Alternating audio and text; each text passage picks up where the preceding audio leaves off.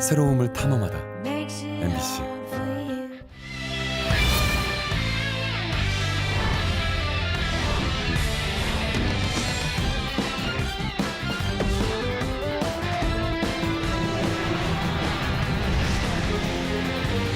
세종시를 끝으로 충청권 부동산 규제가 모두 풀렸습니다.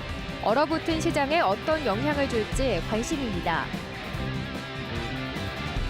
충주에 중부권 최대 데이터 센터가 들어섭니다. 충주시가 사상 최대인 2조 원 규모의 투자 협약을 맺었습니다. 고속도로에서 시속 200km가 넘는 아찔한 도주극이 벌어졌습니다. 경찰이 잡고 보니 앳된 얼굴의 10대들이었습니다. 잦은 지진의 댐 안전에 대한 관심도 커지고 있습니다. 붕괴되면 어떻게 해야 할까? 대처 매뉴얼은 있는데 비밀이라고 합니다. 네, 시청자 여러분 안녕하십니까? 계속해서 MBC 뉴스투데이 충북입니다. 비수도권에서 유일하게 조정 대상 지역에 묶여있던 세종시가 2달 전 청주에 이어 부동산 규제 지역에서 해제됩니다. 이로써 충청권 부동산 규제는 6년 만에 모두 해소됐는데요. 각종 제한은 풀리지만 고금리의 경기 침체라는 현실이 시장에 얼마만큼 영향을 줄지가 관심입니다. 정재영 기자입니다. 2016년 조정 대상 지역을 시작으로 이듬해 투기 과열지구와 투기 지역에 묶여 부동산 3중 규제를 받아온 세종시. 지난 9월 투기 과열지구와 투기 지역에선 해제됐지만 집값 하락세에도 청주와 달리 조정 대상 지역에서 벗어나지 못했습니다. 국토교통부가 6년 만에 세종시에 대한 조정 대상 지역 해제를 결정하면서 충청권 부동산 규제가 모두 풀렸습니다. 다른 비수도권처럼 무주택자의 주택담보대출 비율이 70%까지 오르고 청약 조건과 세제가 대폭 완화되며 일시적 2주택 처분 기한이 3배 늘어납니다. 실수요자 보호와 거래 정상화가 그 이유입니다. 거래가 급감하면서 실수요자들의 정상적인 주택 거래마저 어려워지고 금리 급등으로 서민들의 주거비 부담도 크게 늘고 있다는 점을 적극 고려하였습니다. 하지만 부동산 시장에 활기를 불어넣을 거란 기대와 달리 당장 큰 효과를 내긴 어려울 거란 전망이 지배적입니다. 금리가 크게 상승한 데다 과하게 올랐던 집값이 당분간 더 하락할 거란 전망에 매수 심리가 위축돼 있기 때문입니다. 2달 앞서 조정지역에서 풀린 청주도 아파트 매매 가격 지수가 하락세를 이어가면서 침체를 벗어나지 못하고 있습니다. 세종 내 거래는 늘 수 있어도 청주시 등 인접 지역에서의 인구 유출을 가속화하진 않을 거란 전망도 나옵니다. 여기는 계속 하락하고 있고 세종도 하락을 멈춘다 치면은 여기서 세종으로 가려면 그만큼 돈이 많이 들어가야 되겠죠. 부담률이. 그럼 세종으로 갈 확률은 적죠.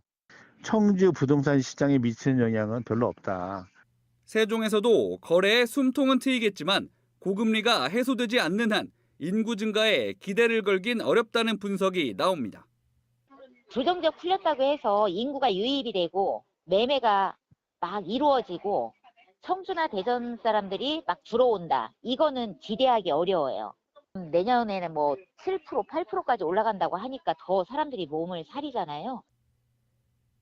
14일 자정이면 세종을 끝으로 부동산 규제에서 모두 벗어나게 될 충청권. 또다시 투기 세력에 휘둘리지 않고 실수요자 내 집 마련에 도움을 주려면 지역 우선 공급 비율 확대 등 거주자 우대 혜택이 뒤따라야 한다는 목소리가 나옵니다. MBC 뉴스 정재영입니다.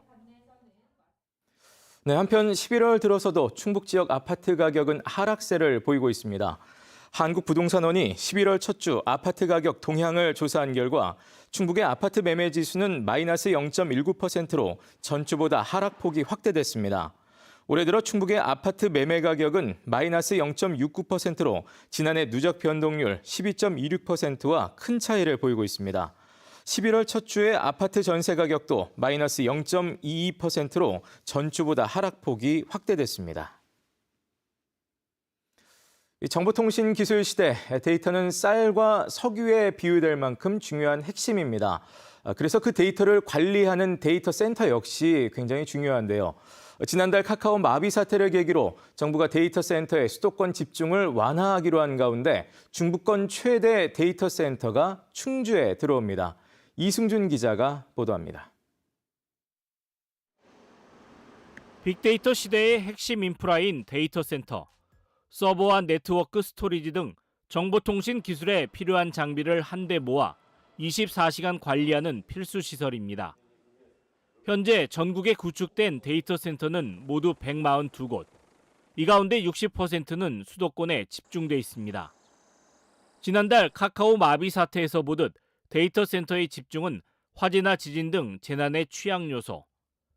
국가 안전과 국민 생활에 영향이 큰 만큼 정부도 지역 분산을 추진하기로 했습니다. 갑자기 사고가 나게 되면 국가적 재난 상황이 우려될 수 있고요. 전력 개통, 수급 측면에서 이 부담이 큽니다. 지방으로 분산되면 국가 균형 발전에 기여하기 때문에 이런 가운데 충주에 대규모 데이터 센터가 들어섭니다. 동충주 산업단지 2만 3천 제곱미터에 공급받는 전력량만 80메가와트. 네이버에서 사용하는 데이터 센터 규모가 모두 100메가와트일 정도로 단일 현장 가운데 가장 크다는 설명입니다. 또 산업단지 안에 있어 공간이 넓기에 안전을 위한 시설 분리도 철저히 이루어집니다. 그걸 다 층별로 분리해놓고 격벽을 해놓고 위에 간선 같은 경우도 안 지나다니게끔 설계했기 때문에 아마 국내에서 제일 안전한 데이터 센터가 될 겁니다. 3만 2천여 회원사를 가진 기술혁신협회가 주 고객이지만 아마존과 오라클 등 글로벌 기업의 데이터 센터도 유치 중입니다. 충주 데이터 센터는 아마 그런 글로벌 스탠다드에 표준화된 그런 센터 설계가 먼저 만들어져 있고요. 그게 구축되고 또 운영까지도 그런 글로벌 표준 스탠다드에 맞는. 이번에 맺은 투자 협약은 2조 600억 원, 충주시 역사상 가장 큰 규모입니다.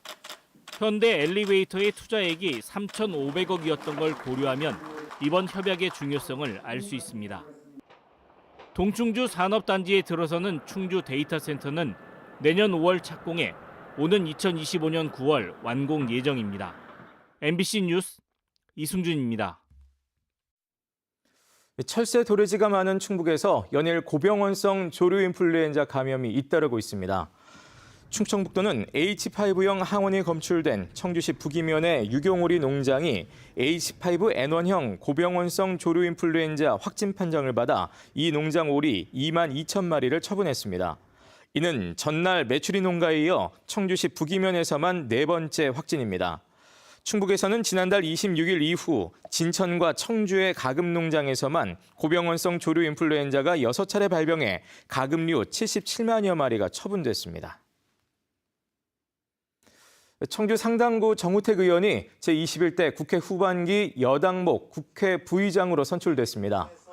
정 의원은 어제 국회 본회의에서 실시한 국회 부의장 보궐선거에서 총 투표수 227표 가운데 199표로 당선돼 21대 국회가 끝나는 2024년 5월까지 부의장직을 수행하게 됩니다. 충북 출신 국회 부의장은 홍재영 의원 이후 이번이 5번째입니다. 시속 200km가 넘는 광란의 질주, 영화 속 이야기가 아닙니다. 경찰과 30분 넘게 추격전을 벌이던 승용차가 결국 다른 차량을 들이받고서야 멈춰섰는데요.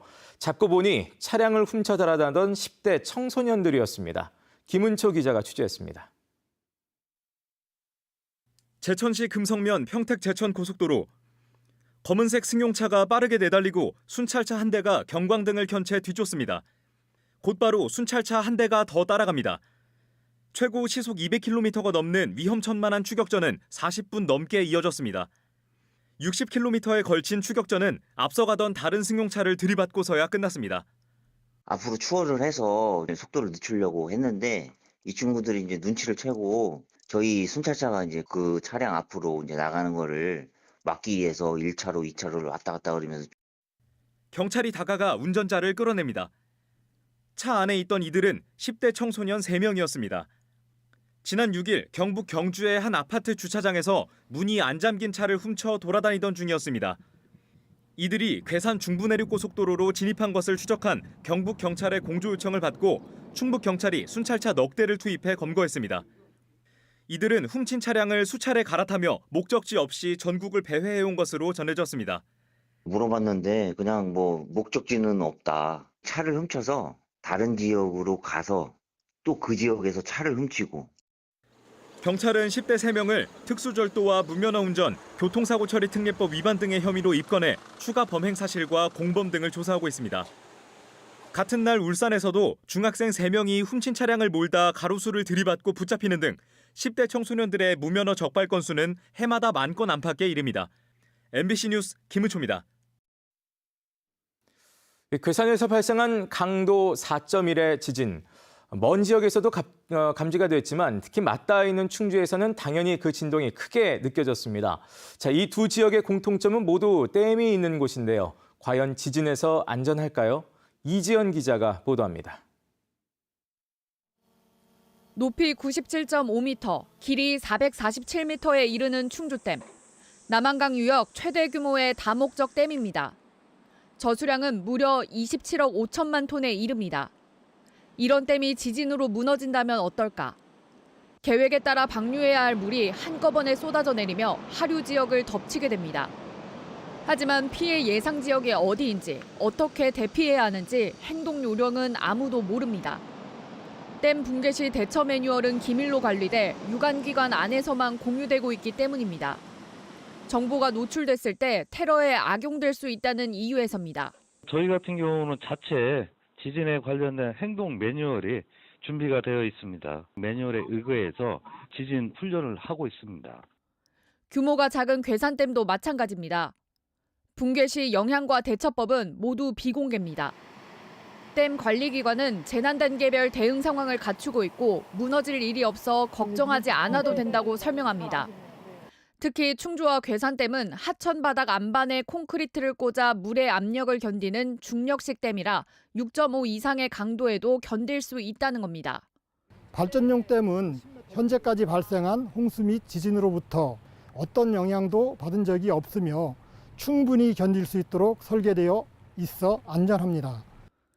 하지만 가장 영향을 많이 받을 하류 지역 주민조차 대비 훈련에 참여하지 못하고 자치단체는 비상 상황이 발생해야 댐 관리기관에 연락을 받고 대응하게 됩니다. 긴급한 대처가 필수인 재난 상황. 주민들은 정부와 자치단체가 제 역할을 수행하기만을 바랄 수밖에 없습니다. MBC 뉴스 이지연입니다. 학교 급식실과 돌봄교실 등에서 일하는 충북 교육공무직 노동자들이 총파업을 예고했습니다. 충북 학교 비정규직연대회의는 충북교육청 앞에서 기자회견을 열고 오는 25일부터 복리후생수당 인상과 단일 임금체계 마련을 촉구하는 총파업에 들어간다고 밝혔습니다. 이들은 최근 파업 찬반 투표 결과 86.8%가 파업에 찬성했다며 충북에서는 500여 개 학교의 비정규직 노동자들이 파업에 참여한다고 밝혔습니다. 충청북도교육청이 내년 교육 예산을 올해보다 17.1% 늘어난 3조 7,272억 원으로 편성했습니다. 내용을 보면 기초학력 향상 지원에 157억 5천만 원, 과학, 수학, 영재교육 지원에 116억 원, 고교 교육력 도약에 43억 5천만 원 등입니다.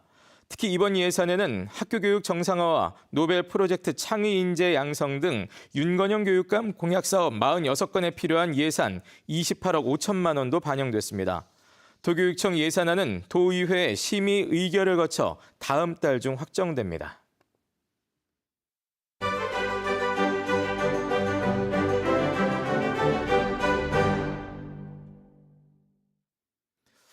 작업실을 벗어나 걸어다니며 그림을 그리는 작가가 있습니다. 시시각각 눈에 들어오는 다양한 모습에서 즉흥적으로 떠오르는 생각과 감정을 표현하기 위해서라는데요. 오늘 문화이따에서는 30년 넘게 독특한 방식과 작품 세계를 고집해온 우은정 작가를 이채연 기자가 만나봤습니다. 홀로 한적한 길을 걷다 한 느티나무 앞에서 우연히 발길을 멈춥니다.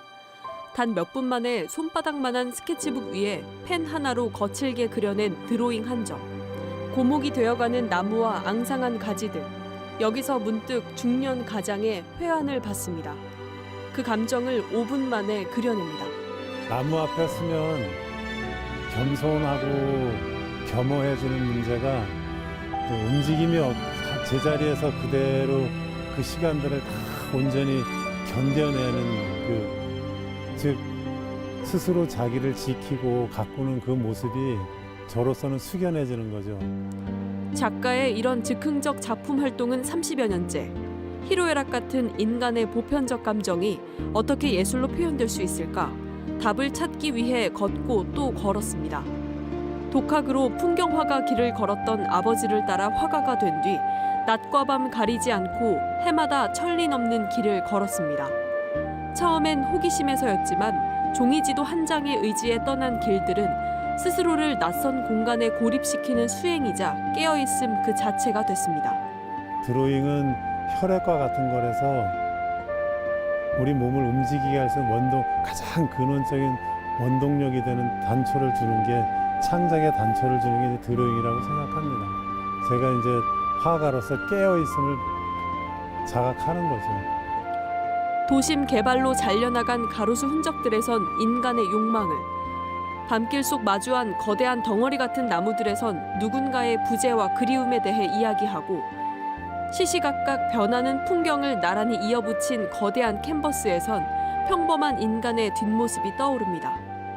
결국 작가는 자연을 통해 오늘날 잊혀진 연대와 인간성의 회복을 위한 예술의 역할이 무엇일까 묻습니다. 인간이 살고 있는 한 자연은 파괴되고 그런데 가장 중요한 건 인간성의 회복이겠죠. 인간에 대한 배려가 가장 중요하다고 생각합니다. 너와 나라고 하는 구체성으로 돌아가야 되는데 우리라는 개념으로 뭉뚱그려가지고 지난 10년간 수많은 습작을 통해 완성된 우은정 작가의 작업물 1000여 점이 처음 공개된 올해 두 번째 청주시립미술관 로컬 프로젝트.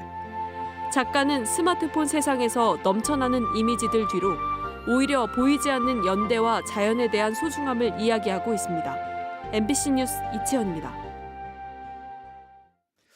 1:1 과외처럼 외국어 원서를 함께 독해하며 발음까지 교정해주는 AI 선생님이 선보였습니다. 대화를 하듯 외국어 듣기와 말하기가 가능하고 또 다양한 분야로 확장할 수 있어서 비대면 개인 교사로 주목받고 있습니다. 조용찬 기자가 보도합니다. 외국어 독해와 자유 대화가 가능한 인공지능 기기입니다. 영어 지문을 읽다 모르는 부분은 해석해주고 발음까지 교정해줍니다. Tom was 9 years old and he went to a school near his house. 글을 다 읽으면 제대로 이해했는지를 묻고 틀린 답은 곧바로 고쳐줍니다. How did Tom go to school? He went there by car. No, he didn't need a car to go to school. 미리 입력한 정답만이 아닌 학습자의 답변 유형 등에 따라 대화가 달라지는 AI 개인 교사인 셈입니다. 선생님이랑 같이 1:1로도 할 수 있고 더 자세하게 더 오랜 시간 공부할 수 있어서 좋은 것 같아요. 한국전자통신연구원이 세계 최초로 독해 교육에 딥러닝 기반의 대화 처리 기술을 도입한 독해 AI 선생님을 선보였습니다. 기존 대화 위주의 AI 기술에서 나아가 외국어 원서를 같이 읽고 대화하면서 평가까지 가능하게 했습니다. 많은 학습 데이터를 확보하는 데 돈도 많이 들고 하기 때문에 유사한 데이터들을 만들어낸다든지 자동으로 AI로가 만들어내서 정답도 만들어내고 틀린 대답도 만들어내서 그것들을 학습하도록 하는 방식으로. 영어 지문 등 수천 개의 데이터를 기반으로 스스로 학습하는 딥러닝 기술이 상황에 따른 적절한 문장과 정답을 찾는 겁니다. 국어, 수학, 그림책 등 다양한 분야에서도 비대면 개인 교사 역할이 가능합니다. 공통적인 그런 사람의 언어를 구사할 수 있고 그리고 영어 쪽으로 가든 한국어 쪽으로 가든 아니면 국사 내용을 가든 그 내용을 가지고 다시 또 전문적으로 이렇게 학습을 시키면 그 분야로 이렇게 쉽게 확장해 나갈 수 있는 거죠. 연구팀은 올해 안에 영어를 한국어로 변환하는 기술을 개발하고 기술 이전을 거쳐 내년 하반기쯤 독해 AI 선생님을 영어 사교육 시장에 선보일 예정입니다. MBC 뉴스 조형찬입니다.